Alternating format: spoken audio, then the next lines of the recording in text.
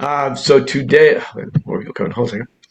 Today we are talking about going back to basics. And this is honestly one of my favorite things because every time I've ever been stuck in my life, which has been many times, that's why I look like this for 28 years old, is I just went back to basics.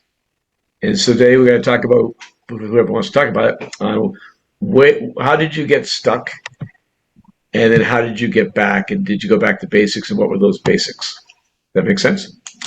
So, Kim, we'll go ahead and we'll start with you since you're going back to Cool. basics. Oh, you just Yeah, disappeared. There you absolutely. go. Let's get it going. I'll just moving the door. Hold on. Sorry about that, guys. Okay. You're good. Absolutely. So this is, oh, you guys, this is such a great topic because every time that you do get stuck, like what Mitch was just saying there, either psychologically or actually physically stuck in a deal or whatever it may be, the solution is to really slow down, look at the problem, look at different angles of the problem, because when you're in it, you guys know how this goes. It seems like there's only one wall, or there's one thing that's stopping you from getting to or getting through the problem.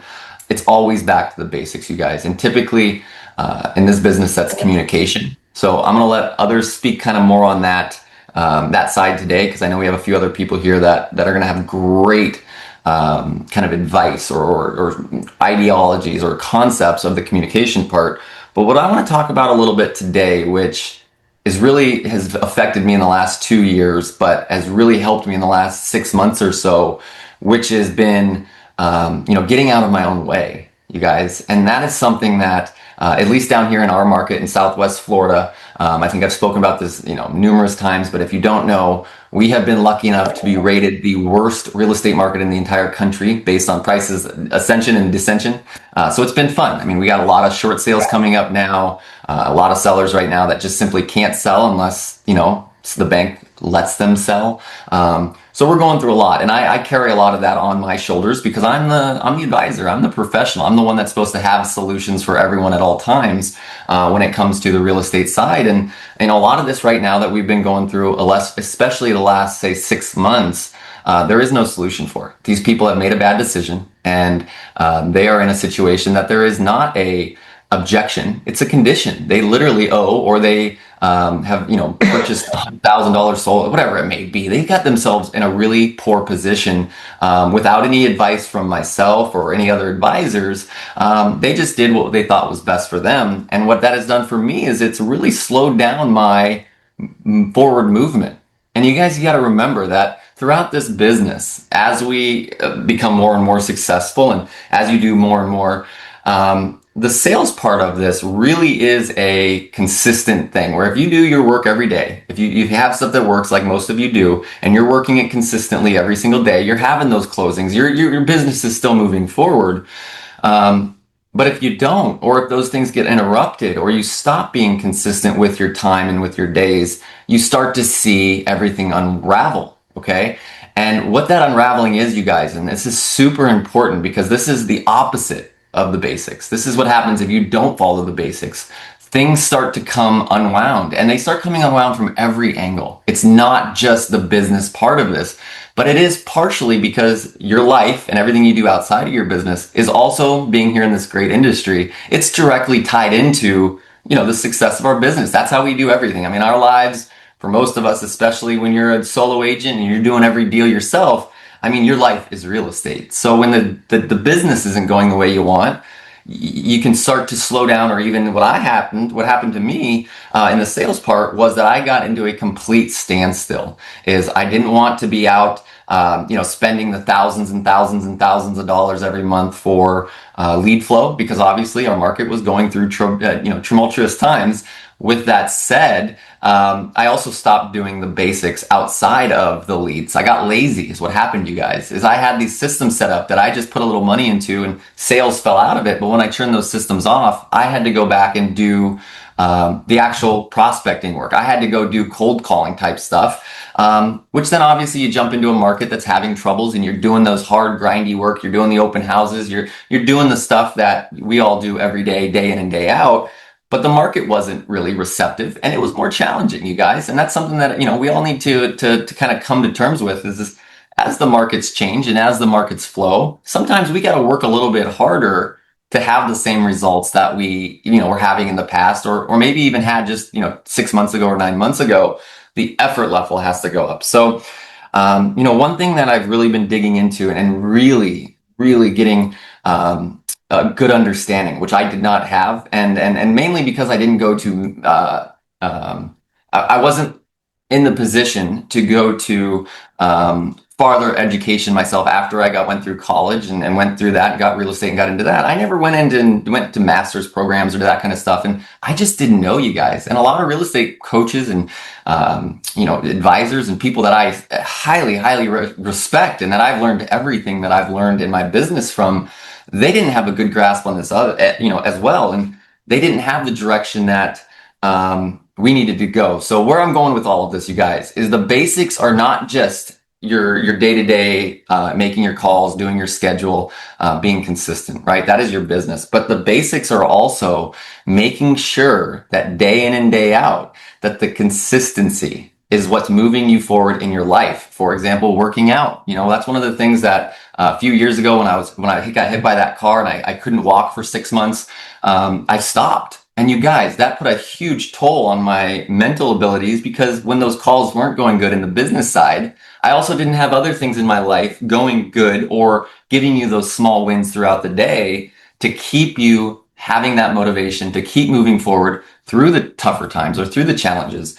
And what I've learned in the last 6 months with, taking lots of advanced level courses and Harvard level courses and all that stuff, which is really cool, by the way. If you guys didn't know, Harvard has their entire everything online for free. So you can go on to Harvard and take a class for free. Now, you don't get credits for it, but you get the education from it. And what I've really been diving into is the consciousness. So being conscious all throughout the day of the successes and the wins that you're having. And they can be little things like working out. That is a huge one. And I think that's probably the biggest basic that I left out in the last 2 years, which I can directly attribute to the mental challenges that I've been going through. But it's not just working out. It's the small things, you guys. It's the small things that as we get busier and we're doing more and more and more, we just overlook because, man, we got phones ringing, emails are going, we got to get to the clients. And you just, what I always called it was, if it takes less than a minute or 3 minutes, just do it instantly. Well, at one point I stopped doing that because I was too busy to do it instantly. I had to schedule everything in one by one by one. But when the schedule then gets less busy, you need to then start filling the schedule back up. So my goal for you guys today, or what I really wanted to kind of go through, was that in life, not just in business, because this business for most of us is our lives. It consumes all of us as much time as we give it. I mean, heck, I had calls going in last night at like 9:40 at night. I mean, it's all day, you guys. It's and that's the awesome part about this. With that said, though, you have to make sure that you are able to be consistent in your life, doing the life basics. That way you have the mental agility and you have the mental dexterity to go through these markets, especially as these markets get a little tougher. You're going to be fully ready to go. You're going to have the attitude that, if it's meant to be, it's up to me, right? You're going to have that. And you do that, you guys, by the little things throughout the day. And like I said, working out, going on your walks. If you have, pets or kids or whatever, focusing on them first and making sure that you're making a point to focus on them. That's going to give you those day in and day out successes that allow you to break through the wall, that allow you to overcome any of those challenges that you might be having in the business side, which we're going to talk more about that. This whole panel here is going to just give you everything you need to do in terms of the business side. But that is something for me, you guys, that has been,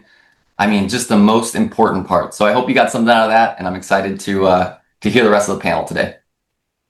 Cool, good stuff. It does come down to mindset. Everything is mindset. Where is Matt? Where's Matt? Oh, there you are, Matt. You're in the corner. Hi, Matt. Hey. So, Matt, I'm sure you haven't always been like gigantically successful. You've had moments in life where things were a little tough. I'm assuming because every single person I know has gone through that. What did you do? When you went back to basics? What did that look like for you? So one thing that I thought of is I've noticed looking backwards, and it's only when the market slows down and business slows down that you tend to obviously reevaluate what you're doing and why you're doing it. And I've noticed over the years that I would stop doing a particular activity or type of marketing even though it was working, just because I got bored with it. You know what I mean? And then I look and I go, oh yeah, I remember I used to do that thing, and that really worked really, really well. And it might have been a USP that I was offering. It might have been, a piece of direct mail. It might have been a seminar that I put on that worked really, really well. And I just stopped doing it because I saw another shiny object that I wanted, that I thought would work, right?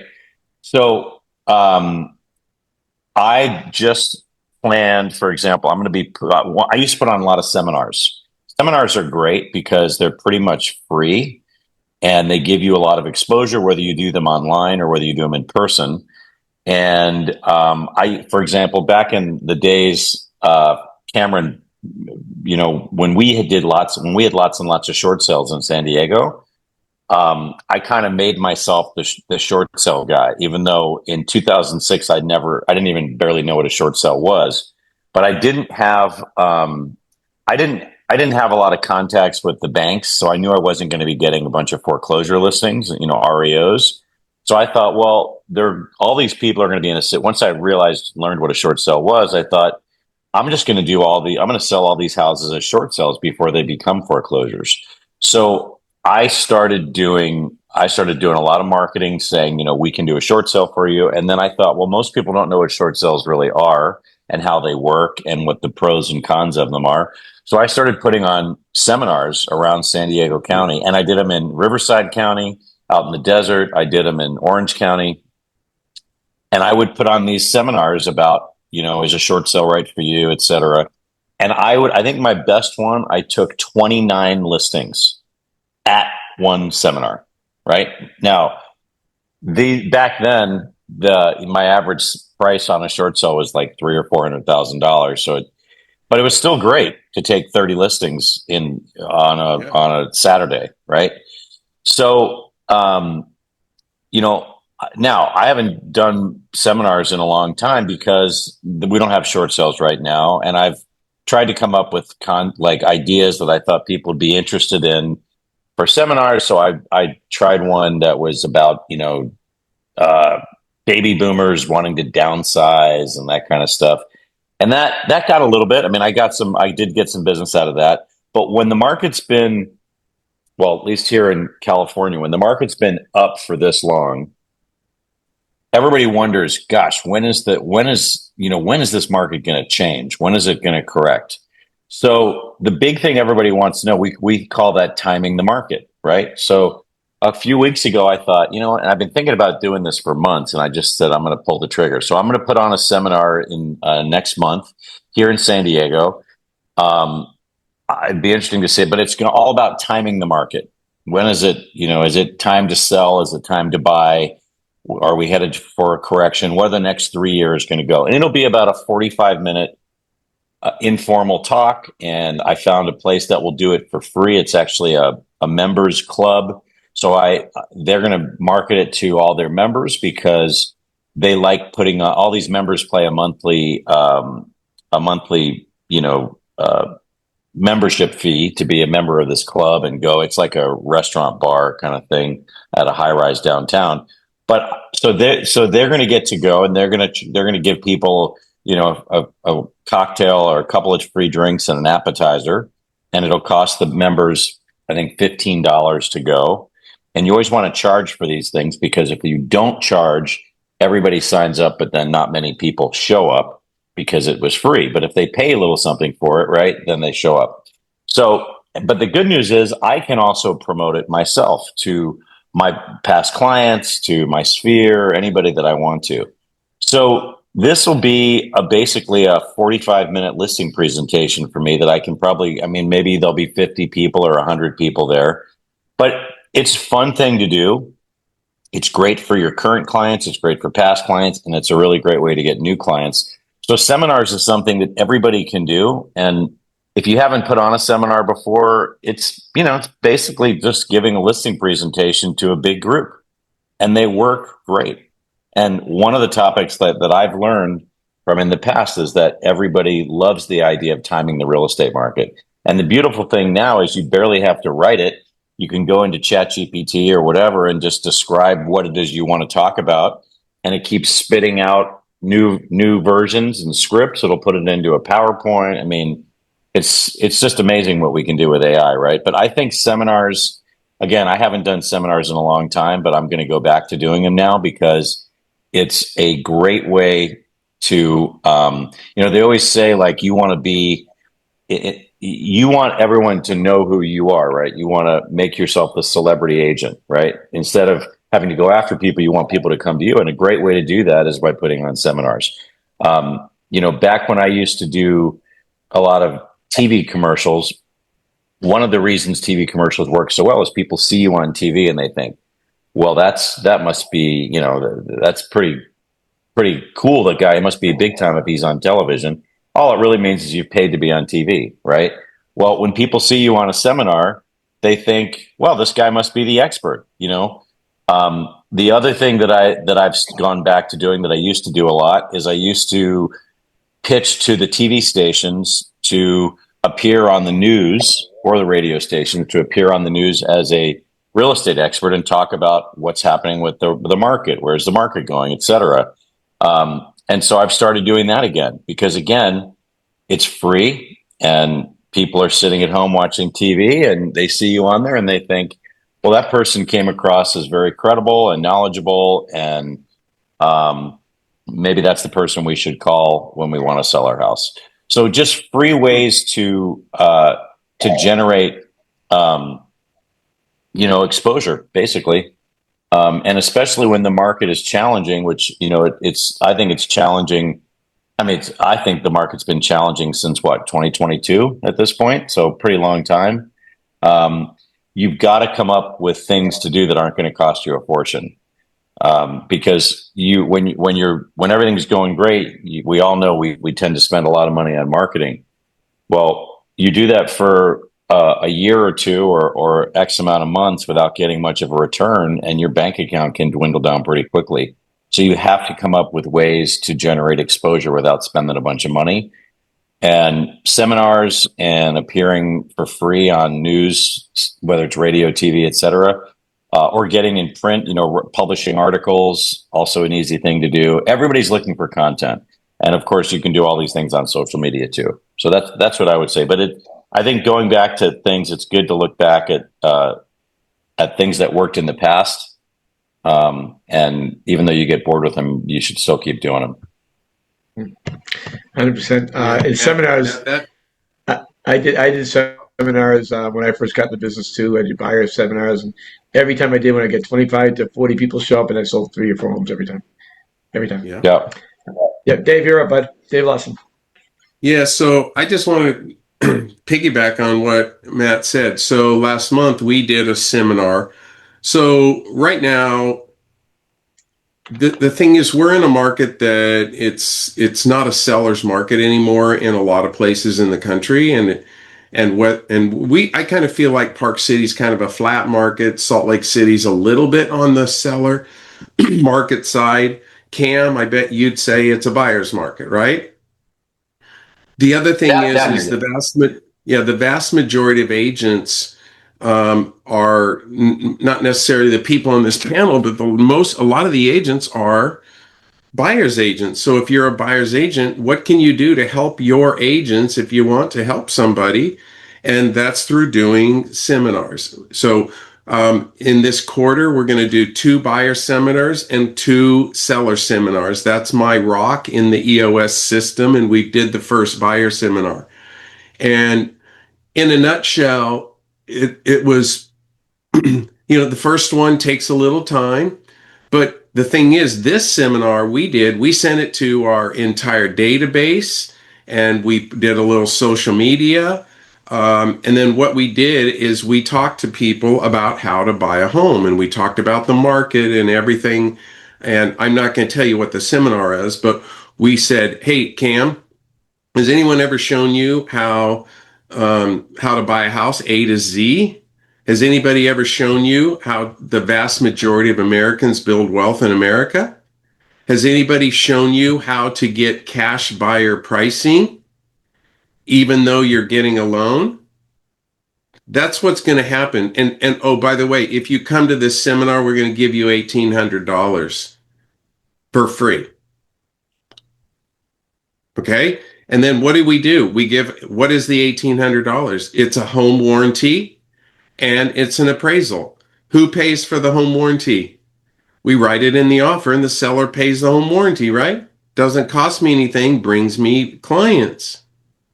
What about an appraisal? Do you think I'm paying for the appraisal? Say no. Who's paying for the appraisal? The mortgage guy. We're an unpaid sales force unless you have mortgage or whatever.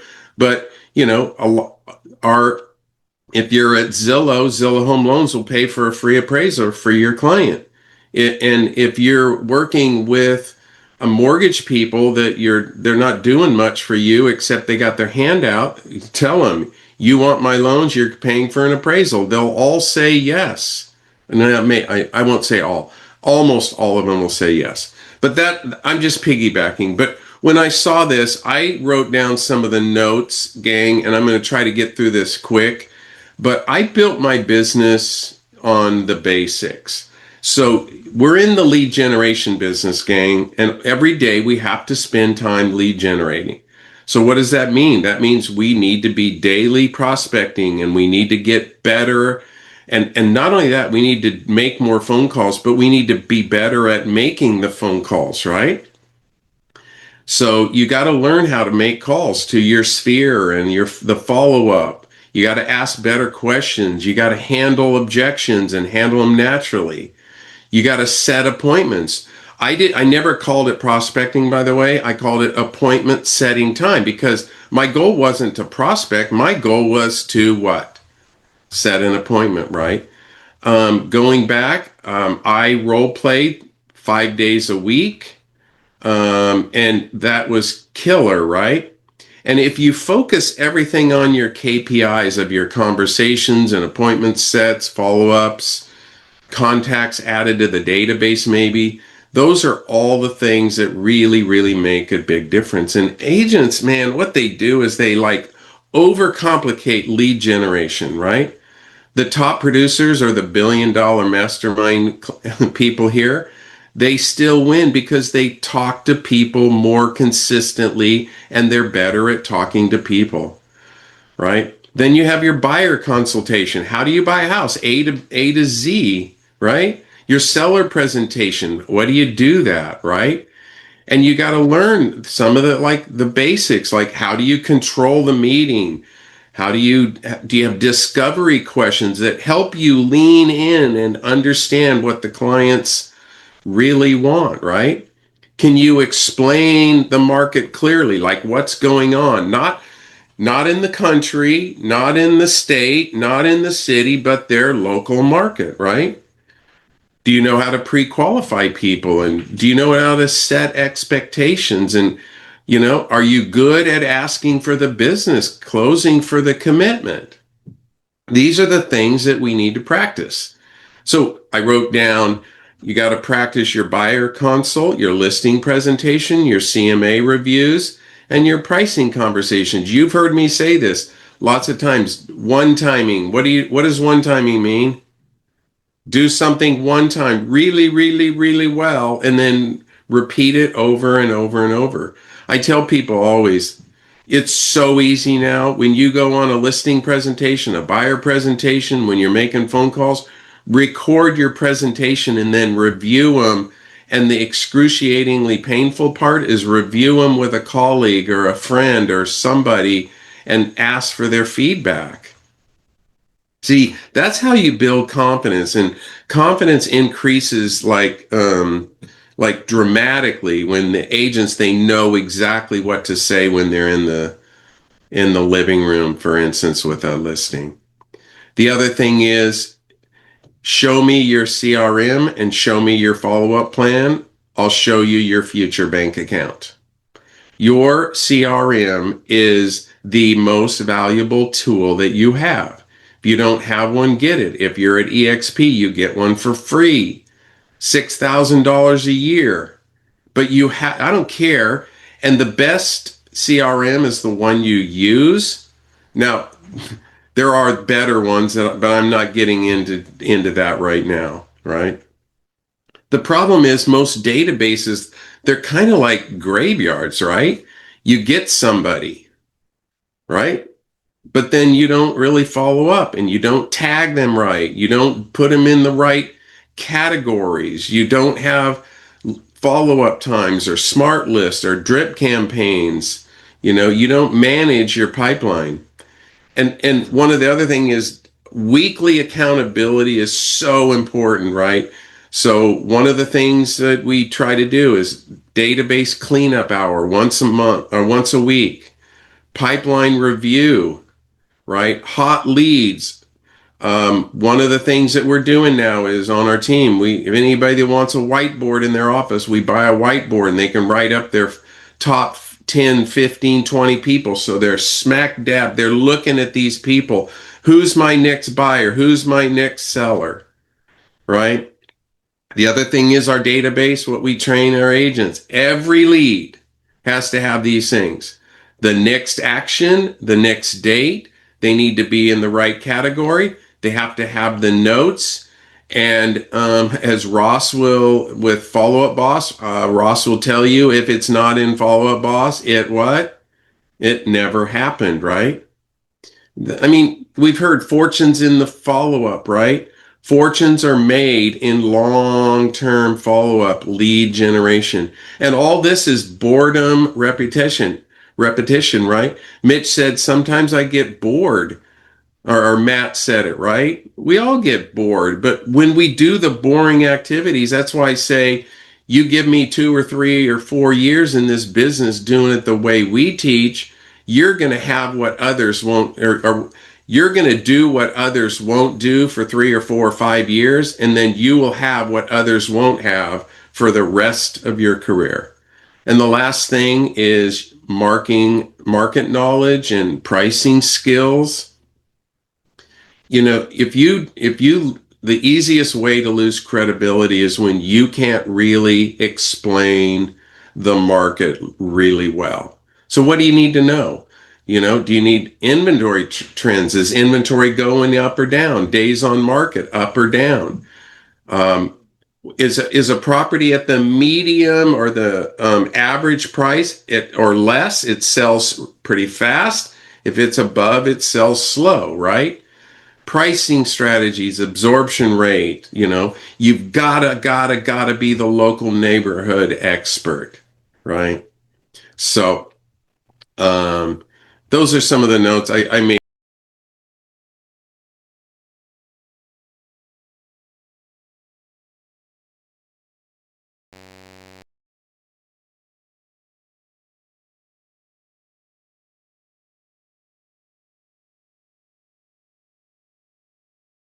Be good, gang, at closing.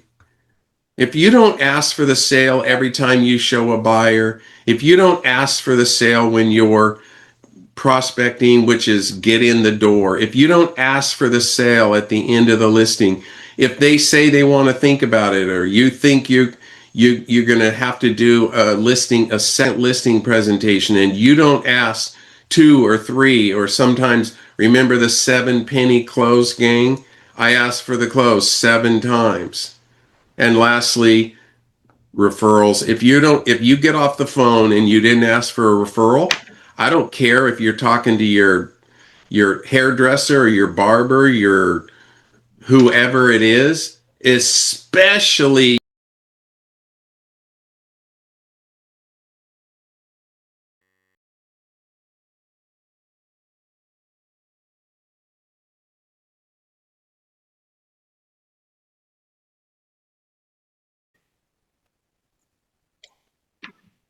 What's up, everybody?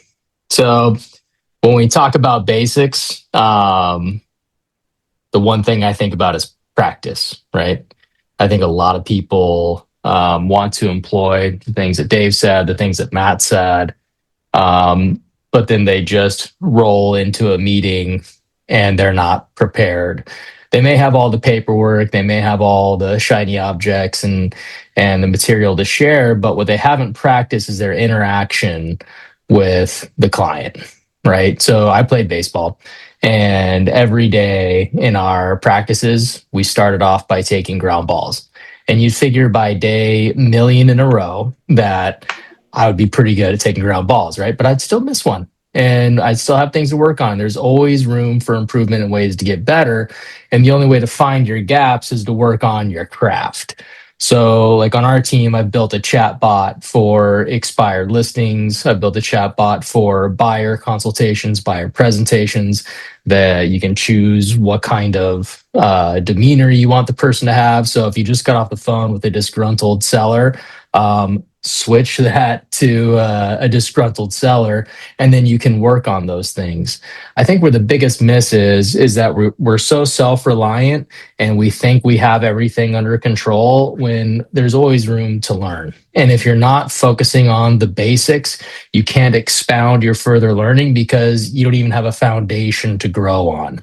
So one thing is, as I was reading my Bible this morning, it was talking about just building a foundation. And if you don't have a foundation, what could you possibly build on it? And when it's tested, it will fall over. So for me, if you're not building on a solid foundation of the basics, and these guys already gave you the master class on it, right? But it takes practice. Don't go into a meeting without like role playing first. So whenever my expired listings team starts making calls, they hit the chat bot for at least 30 minutes beforehand because it's getting warmed up. I'm a guy who's kind of like I do the gym at 5:30 a.m. and the last thing I want to do is get warmed up. And when I hit like the bench or start doing pull-ups without warming up, my 42-year-old body's like, that hurts really bad. Like, and I'm going to make mistakes, and the smallest little tweak is going to wreck me for a week. It's the same thing with getting prepared for your day. You have to have a routine, you need to have consistency, and part of that is practicing the right things. And I could go on and double down on what Dave said, on what Matt said, finding your avenue. I think they all covered it. But the one thing that I would build into it is taking the time to practice. You're never too busy to do this. You need to calendar it into your schedule, make it part of your daily routine, and practice these things. So, like me and Dave, we're starting to do these videos together. And one thing I know about Dave is when we do one, he will always be prepared. And why? Because he tells me he practiced them. He says, I worked on this last night. I role played it with myself, and it took this amount of time. It was only 27 minutes. We need to hit 30. These are the kind of things that I can trust in what he's doing because I know that the work is going in behind the scenes. And those are the questions that I would have you ask yourself. Are you putting in the basic work so that you can build upon your foundation?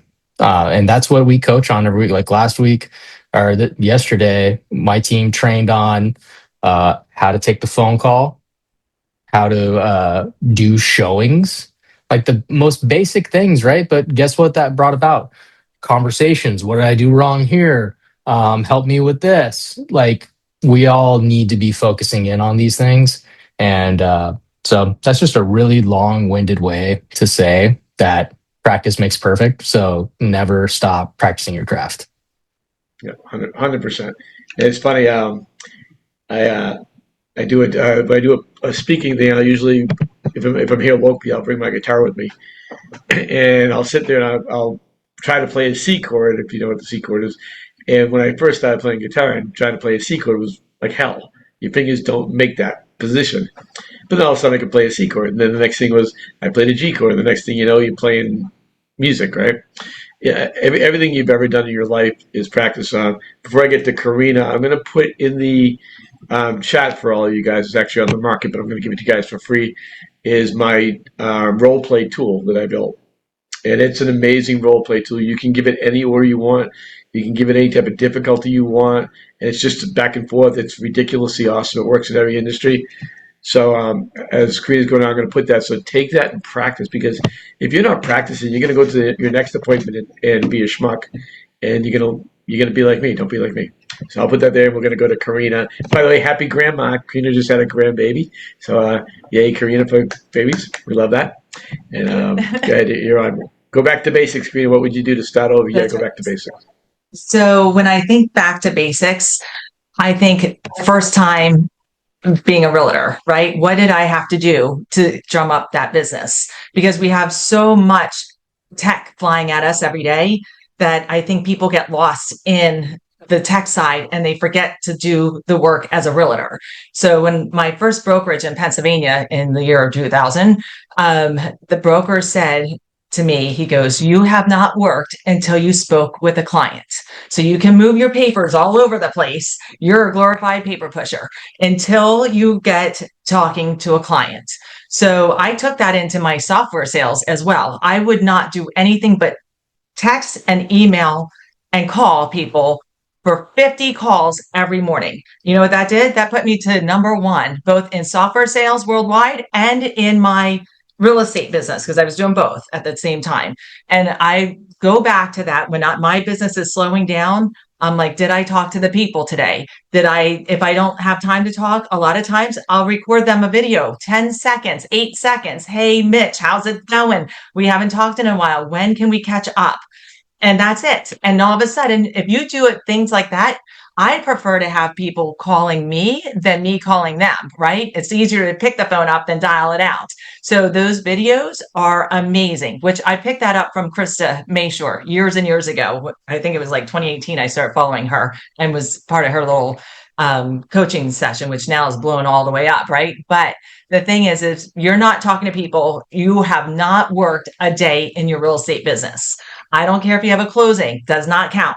Because so many people get focused on when they're new in the business or even long term, they get focused on that closing and they forget. And now you got to wait, another 90 days to go make another sale? How do you survive, right? So you don't want to be a secret agent.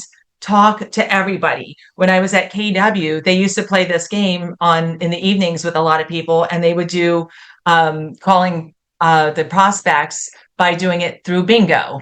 And so they would pull a number, and then everybody had to call letter B in their phones. So and then whoever got the most appointments would win some prize. So if you have a team that's local, that's something that you could do as well to get people to start talking to people. The other thing is, Mitch and I are very similar, although I have a lot more hair than he does now.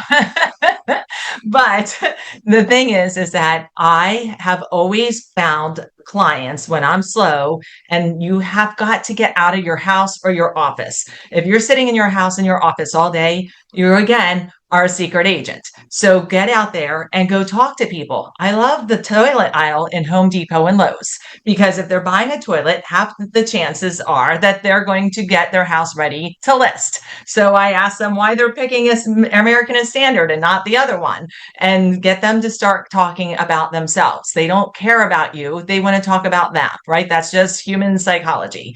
If I'm bored at the Home Depot and Lowe's, I'm walking through the grocery store and standing in line telling people why I'm so busy in line with one banana in my hand, because I just need to get through the checkout line so I can go back to another line. And I never actually ever check out with that banana or whatever it is, the ketchup that I'm carrying around. I am trying to pick up as many warm bodies as possible. And 90% of them have contacted me over the years back for real estate information, transfers, whatever. So that's that's another easy, basic thing. So if you're overwhelmed in technology, you find that you're not leaving your house, you're frustrated, get out and go talk to people. As my son said, "Mom, you're always shaking hands and kissing babies when you're outside of the house." Of course, you have to connect. So if you're connecting with your sphere of influence, putting it in your CRM, as Dave talked about, and then going to make your new contacts, that is the easiest way to create business. And right now I have found out I had 20,000 contacts in my phone. So my project this summer is to call every one of them and figure out if they're studs or duds and move them into the right drip campaign or delete them altogether. That's it. Oh, You're muted. Okay. Good job. Yes, very fun. And I'm sure you haven't. Your adrenaline's still pumping high from having the baby, which is so cool. No, I'm always that way. Uh, You know that. yeah, I know. We're losing ours tomorrow. She moves to Idaho. I'm very depressed. I'm losing I'm so my singer sorry. in my band. Yeah, it's very sad. We're having one little gig tonight with my wife. We're going to play a few songs tonight and then kick it to Idaho. Bobby, Mr. Martins, how are you, buddy? You're up. Back to basics. What Good do you do when morning, you go back to everybody. Bobby basics? Martins here in the San Diego market. So when I think about attracting clients, so the first thing that comes to my mind is you got to have the schedule to do the work. And I think a lot of people right now, and some of you have touched on this, you do the busy work to make you feel like you're doing something. But, the reality is, like Karina said, if you're not talking to 50, 60 clients a day or making those phone calls, but then you're not going to get busy. But if you don't schedule it, then it definitely won't happen. So I think it's really important for everyone to schedule an hour or two in the morning and another hour or two in the evening from 5 to 6 or 5 to 7, because nobody wants to get a phone call at 9 o'clock in the morning. Whenever I get tons of calls from 9 to 11, I never answer those calls. I always text them back saying, I'm in a meeting. How can I help you? Can I call you back in a little bit? Because I want to have that protected time to do the work that I need to do. I actually don't prospect first thing in the morning personally, because I try to get all of the work, the busy work out of the way. And then I usually spend the afternoons from 12 on doing my prospecting, doing my meetings. I'll do listing appointments in the morning sometimes. So I think that's, your schedule is everything. If you want to be successful, you got to have the right schedule. The other thing is obviously past clients. Past clients are the easiest way to a transaction because they already know you and like you. And not just your past clients, but your friends, your sphere, all the people that know you. I think that is the biggest opportunity for almost everybody, because very few people do it the right way. They don't do it consistently. They might do it here and there. They might throw a party and think, oh, well, that's my past client outreach. Well, the party's good, but they still need to hear from you, and you need to provide value when you do call. So simple things like if it's a seller past client, look at the tax records. Have they put the home in a trust? If they haven't, you need to remind them the importance of that, because obviously if they die, probate's a bitch, and you got to let them know what that means, and then refer them to your trust and estates attorney.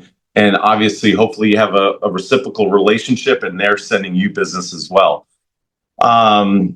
I think it's very important right now to go where the deals are. Okay, so this is a very simple thing. You can go into your MLS, look at the stats, see where the most amount of transactions are. So for example, Carlsbad's very hot right now. Poway's hot. Escondido's hot. There's a lot of transactions happening in those markets. So then if you want to get busy, then you need to be doing open houses in those markets. And you also want to do maybe some Facebook ads or Instagram ads in those areas to try to pull people in.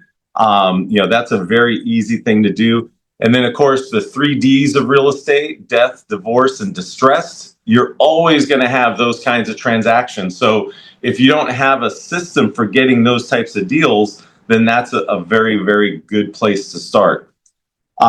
This is my biggest problem. And I put this on my notes here in big and bold. Don't try to do too much. Okay. What happens when you try to do too much is you are not great at any one thing. And so, you need to really niche down in this market and get really good at something. So whatever that is, if you love divorce clients, go after, divorce attorneys and really try to build that out. And I'm not saying don't, completely ignore everything else, because that's not wise either. But there's a lot of agents out there that are just like, they got like 40 different marketing things going at the same time, and they're not getting the results that they need. One thing, when you are reaching out to your past clients, make sure you are real about what's happening with the market. Okay, so you're not calling up somebody and saying, "Oh yeah, it's the best time ever to sell." Like that's not the case. And so you got to be honest with what's going on with the market to make sure that you stay in integrity. Because if you're not, they see elsewhere that the market's not great. They're like, "Well, Bobby was just saying it's a great time to sell, but the news is saying this." So you don't want to be that guy that is kind of just always trying to sell and push people to sell. The last item talk about, if you really want to get busy, then do a lot of open houses. Open houses are the easiest way to meet buyers, and of course, 30% of the buyers have a home to sell, so there are sellers in that mix. I have an agent on my team that just joined my team. He's a couple years in the business. He did 7 open houses for me at a listing of mine that was vacant. Now, he did them in the weekdays on like a Wednesday afternoon, Thursday afternoon, and then he would do Saturday and Sunday. And, he got lots of people. But one day someone walked in and said, "Hey, you know what? I love this house. I want to buy it. I don't have an agent." He made $30,000 for that, for that effort. Basically, when I calculated everything out, he made over $1,000 an hour for doing those open houses. Okay, so how many of you would work for $1,000 an hour? That's pretty good income. And and he also picked up 3 or 4 other clients. So now he's got a book of business that he's working towards, and it was like 6 or 7 open houses. So I know open houses aren't for everyone. However, they are great for meeting buyers. And in this market right now, we got a lot of things going on in the as far as finding properties and things like that. So we have as the agents, we have a lot to talk about. So ask people, hey, has anyone sat down with you to really go over all the changes in the market? And I'm not talking about the commissions. Like, it's crazier than ever to be a buyer in this market. Are you aware of all the changes? And they'll say, well, no. And then that gives you the window to book the planning session with them and sit down with them. Don't tell them everything right then and there, because then they're just going to walk out and you don't have the opportunity to sit down with them. Use the hook and then book the appointment, and then you will be able to lock down that client. So that's it. I wish you all well. Have a good day. Good stuff. Thanks, Bobby. All right, I could literally talk on this subject for 4.5 hours because it's one of my favorite things to talk about. So I'm going to talk about from a psychological point. First of all, whatever you're going through right now is just a blip in time. And I'm going to give you an example of that. I went through an exercise when I turned 60 5 years ago. Crazy I'm this old. And I analyzed every horrible moment of my life, losing $80 million, losing my restaurant, losing everything there, almost dying twice, my parents dying, all these things I went through. Every single one of those things added up to 3% of my life. Like, combining all those things, it was 3% of my life. What does that mean? That means 97% of my life was pretty awesome. All of those really, really bad times were the beginning of my best parts of my life. So sometimes you have to get the crap knocked out of you to really, really do it. And my favorite line, you've heard me say this before on here because I say it all the time, is whether you think you can or think you can't, you're right. And if you're really looking at your life now and saying, I can't do this anymore, you're right. Time to go find a job. Right? That's just the way it is. However, the market is just the market. It's not good or bad. It's just different. So when you look at a market, and unfortunately, a tough market gives you an excuse why to suck. Right? That's a horrible thing for everybody, because that's what everybody does. They sit there and they go, well, the market's bad. No, the market's not bad. You just haven't adapted to the market and adjusted your business model. Like, for instance, in Florida right now, I would take very minimal listings. I'd really put my efforts into buyers, because buyers are gold right now, and that's the majority of the country now. So I've done this many times in my life. I've had to reinvent my life several times over the years, and I always go back to basics, because what happens when I sold 36 homes my first year. I don't really get the difficulty in real estate. I think it's a joke to be a beer sales. I don't know why anybody's not selling 30, 40, 50 homes a year. It's the easiest thing I've ever done besides paintball. And I said to myself, well, my first day, I go, well, what do I do? I got no training at all. I go, well, if I do open houses, I'll sell houses. People will come to me. Everybody told me not to do open houses. I'm putting in the chat for you guys right now, just real quick. Um, my open house program and my Spirit of Instant program that you can watch the video on it. I don't have time to do that today. But it's really, really good stuff. Every year I sold between 24 and 30 homes just from my open houses. Even when I was selling 80 homes a year, I did open houses every weekend. Today, with the wireless technology, you should never be working out of your house. Find a vacant home and work there, right? Just work there. It's not that difficult.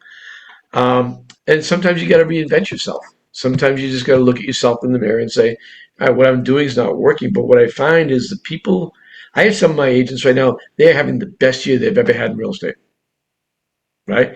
And I have other ones who did really, really well, but all of a sudden when the market shifted, they do really, really bad. I have an agent I talked to the other day, averages 25 to 30 transactions a year. They did 6 last year. Why is that? Because they were reactive realtors. And the worst thing you can be is a reactive realtor, a reactive business. You need to be proactive. People who are proactive succeed, right? You come up with different solutions, become proactive. It's not hard. But if you were already successful, go back and look. And what happens, and I've done this too, we all do it, is look at your life and what did you change? So, like I have an open house program, which is in the video I just sold you. I just posted there for you. If I changed it, I go, oh, well, I changed that. That was what was working. And we all want to go to the easy button on things, but sometimes it's not the easy button. Sometimes it's the process, right? And you have to understand the process to become successful.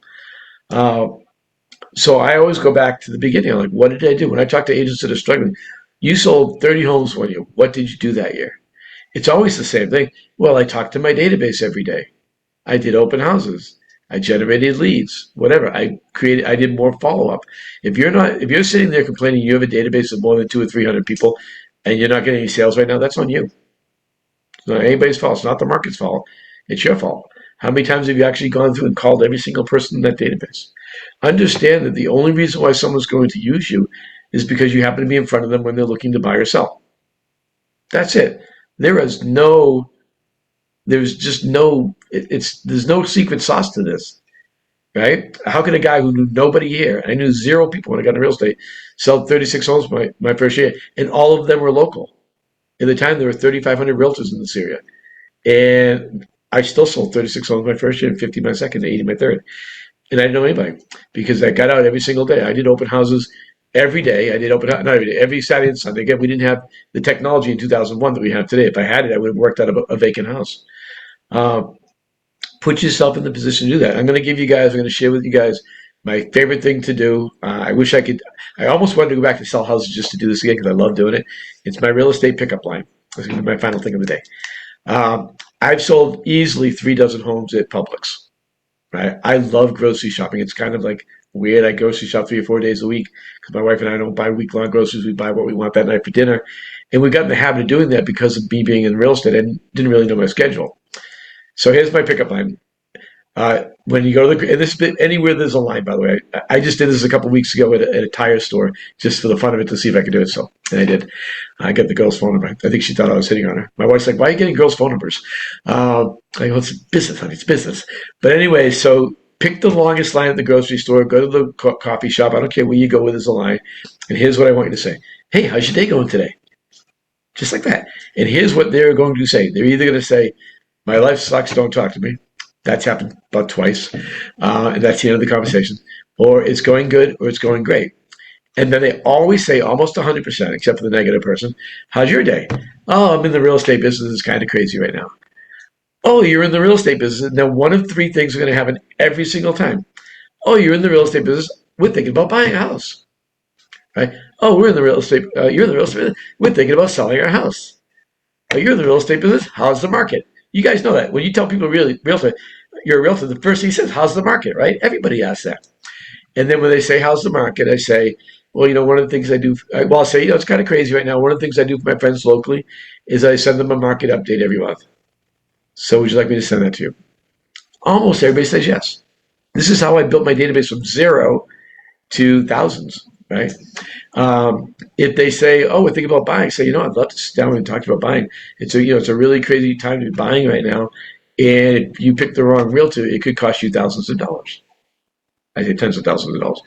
And I'd love to sit down with you and have a buyer's consult. Great. Do you have a card? No, I actually don't have any cards on me. Let me text you my information. I don't ever carry business cards anymore. I haven't carried business cards in 10 years. I have a whole 2 boxes full on my shelf here that are just sitting there.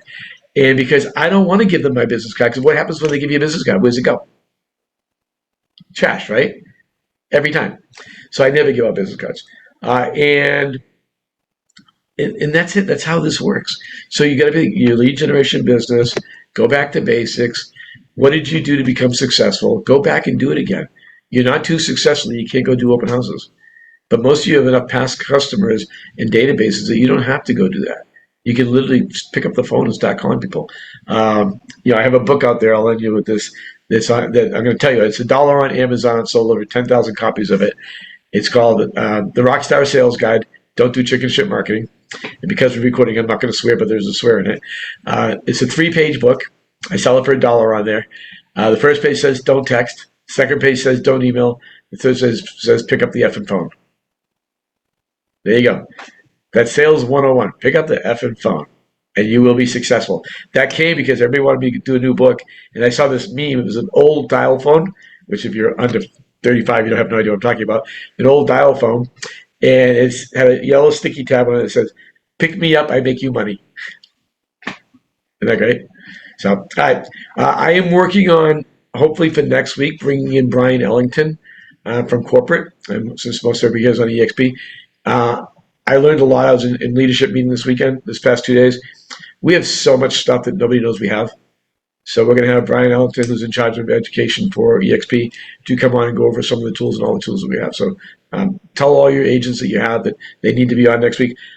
It's not guaranteed that he's checking his schedule. I just talked to him before this, but he's going to try to get on next Thursday. We will have him on the next couple of weeks if it's not next Thursday.